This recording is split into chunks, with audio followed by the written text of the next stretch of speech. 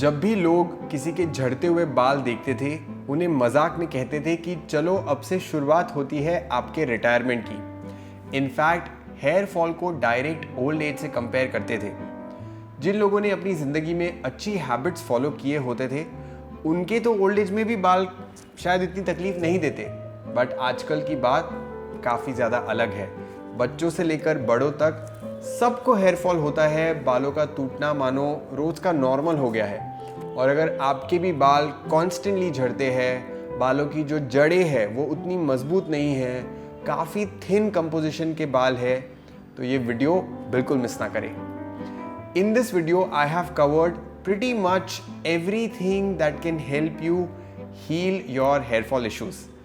पहले हम hair fall के कारण देखेंगे, फिर इसके सॉल्यूशंस पे बात करेंगे, जिसमें मैं आपको डाइट के बारे में भी डिस्कस करूंगा और ऑफ कोर्स एक्सरसाइज और योगा के बारे में भी थोड़ी चर्चा करेंगे। और फिर एंड में कुछ ऐसी बोनस टिप्स के बारे में बात करेंगे जिससे आपके हेयर्स को हर तरीके से हेल्दी रखा जा सके। सो वीडियो को एंड तक जरूर देखें।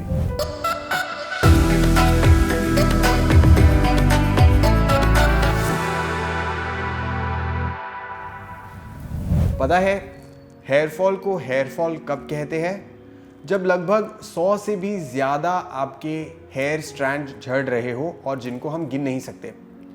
अगर बाल बनाने के बाद बालों को समेटना भी आपका रूटीन बन गया है तो पक्का हेयर फॉल का प्रॉब्लम है, और चाहे मेल हो या फीमेल, ये दोनों के लिए ही उतना ही होता है।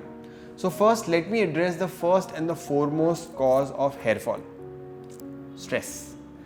ज़्यादा स्ट्रेस की वजह से हेयर फॉल पे डायरेक्ट अफेक्ट होता है, और सिर्फ डेली स्ट्रेस नहीं, हमारे बॉडी पे जो स्ट्रेस आता है वो भी। Let me explain. हम अगर कोई इमोशनल, फाइनेंशियल या कोई भी सिचुएशनल प्रॉब्लम से गुजरते हैं तब हम एक्स्ट्रा स्ट्रेस लेते हैं, और yes, our body gets affected. But उससे भी ज़्यादा हमारी बॉडी पे जो इनडायरेक्ट स्ट्रेस आता है वो हेयर फॉल का ज़्यादा बड़ा कारण है। मैं इस स्ट्रेस की बात कर रहा हूँ, जैसे रात में देर तक आप जागे रहते हैं या हमारे बॉडी को स्ट्रेस मोड में डालते हैं, सर्केडियन रिदम को डिस्टर्ब करते हैं, खाना हर रोज़ अलग अलग टाइम पे खाना है हमें, या हमारी बॉडी को पूरा कंफ्यूज कर देते हैं। This is like putting extra stress on the body system. So this is that extra stress that I was talking about.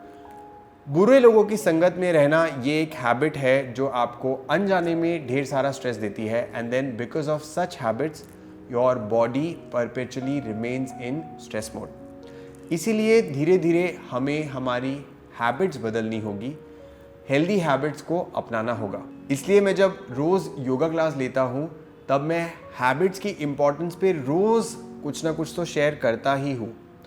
आप भी हैबिट कम्युनिटी ज्वाइन कर सकते हैं, हमारे साथ डेली योगा कर सकते हैं।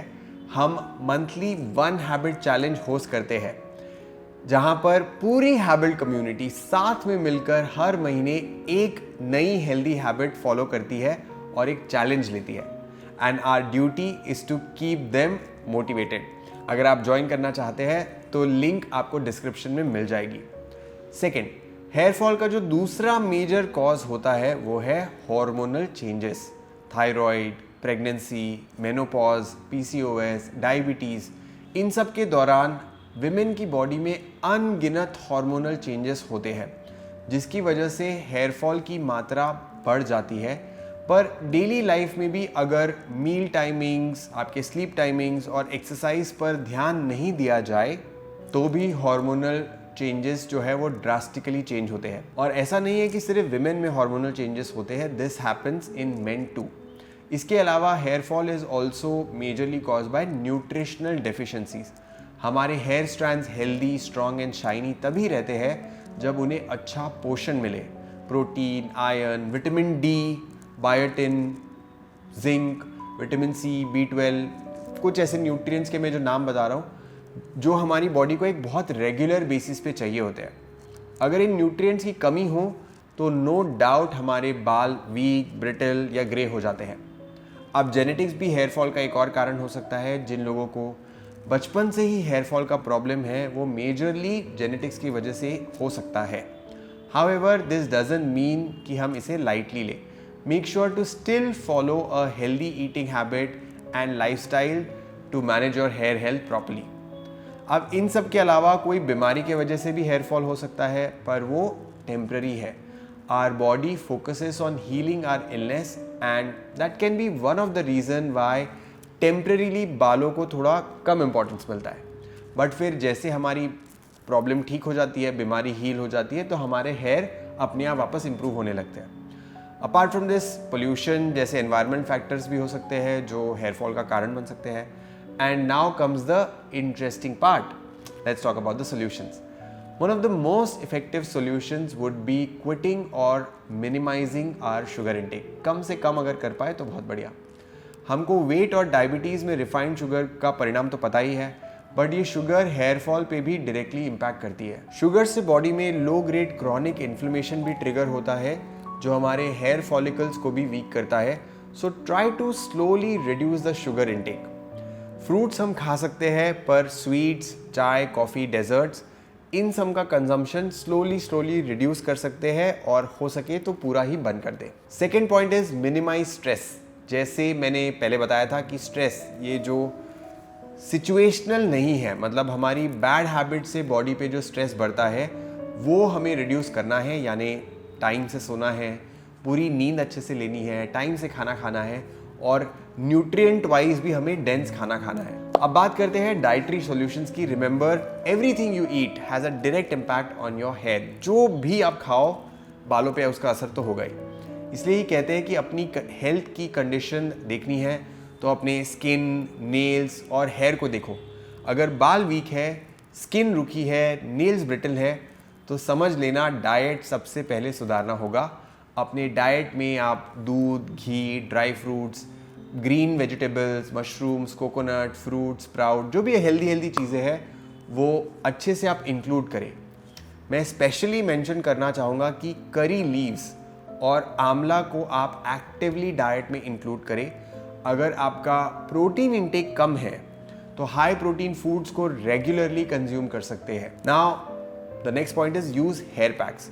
हेयर और स्किन दोनों के केस में ये तो इम्पॉर्टेंट होता ही है कि आप क्या बॉडी के अंदर डाल रहे हैं, बट ये भी ज़रूर मैटर करता है कि आप बॉडी के ऊपर क्या यूज़ करते हैं. इसीलिए मार्केट में hair and skin solutions sell करने के लिए अनगिनत कंपनीज बनी हुई है, but it is not hard. Skin health पे तो हम एक ऑलरेडी डेडिकेटेड वीडियो बना चुके हैं जिसकी लिंक आपको डिस्क्रिप्शन में मिल जाएगी. But let me also share What can you topically apply on your hair? बालों के लिए आप क्या यूज़ कर सकते हैं. Coconut oil is the most tried and tested solutions when it comes to hair care. Kerala के लोगों को तो आप देखा ही होगा, वो बहुत कोकोनट ऑयल यूज़ करते हैं, उनके बाल बहुत अच्छे होते हैं. कैस्टर ऑयल यानी कि एरंडी का जो तेल है उसे भी कहते हैं. हेयर ग्रोथ की जब बात आती है तो इन दो ऑयल्स को रेगुलरली अप्लाई करें. नाउ अप्लाई करने के लिए एक बहुत ही इंपॉर्टेंट चीज़ कि अगर आपका स्कैल्प ऑयली है या डैंड्रफ है तो आप इसे ऑयल करके तुरंत 1 या 2 घंटे में वॉश करें. उसे ज़्यादा देर अप्लाई करके ना रखें. This is very important, otherwise it might lead to more dandruff growth also. Now using aloe vera, इसका पौधा एक ईजिली आपके घर में उग जाएगा. बस एक लीफ को कट करके जेल निकाल सकते हैं and you can blend this into a mixie to make it into a consistent like watery thing. इसके अलावा हिबिस्कस यानी कि जो जसवंत का पेड़ है, अपने आप में हेयर केयर की पूरी दुकान है. इसके फूल और पत्ते दोनों आप थोड़े से पानी के साथ ब्लेंड करके डायरेक्टली भी अप्लाई कर सकते हैं. They are not just effective on your hair fall but every other hair problem as well. Now let's talk about our fifth solution which is improving blood circulation. और यहाँ मैं सबसे ज़्यादा योगा को हाईलाइट करना चाहूँगा. बॉडी अगर स्टैग्नेंट है तो no way blood will circulate towards your head. Yoga से हम हर तरीके की मूवमेंट करते हैं. It drastically improves your hair health also. Specially ऐसे आसन जिसमें हम इन्वर्टेड हो जाते हैं, मतलब हमारा सर जो है वो हार्ट से नीचे हो जाता है, जैसे कि अधोमुख श्वानासन मतलब डाउनवर्ड फेसिंग डॉग, सर्वांगासन मतलब शोल्डर स्टैंड, बालासन मतलब चाइल्ड्स पोज. ये सारे इन्वर्टेड पोज है. साथ ही प्राणायाम की वजह से बॉडी में स्ट्रेस कम होता है, ऑक्सीजनेशन बढ़ जाता है एंड इसीलिए स्किन हेल्थ की तरह हेयर हेल्थ भी इम्प्रूव होती है अगर आप योगा और प्राणायाम प्रैक्टिस करें. सो योगा इंटरनली पूरी बॉडी को डिटॉक्सिफाई करता है, ब्लड को सर्कुलेट करता है, वेट लॉस में अच्छा होता है, फ्लेक्सिबिलिटी में अच्छा होता है, बहुत सारे फायदे हैं। Now let's see some bonus tips to avoid hair fall.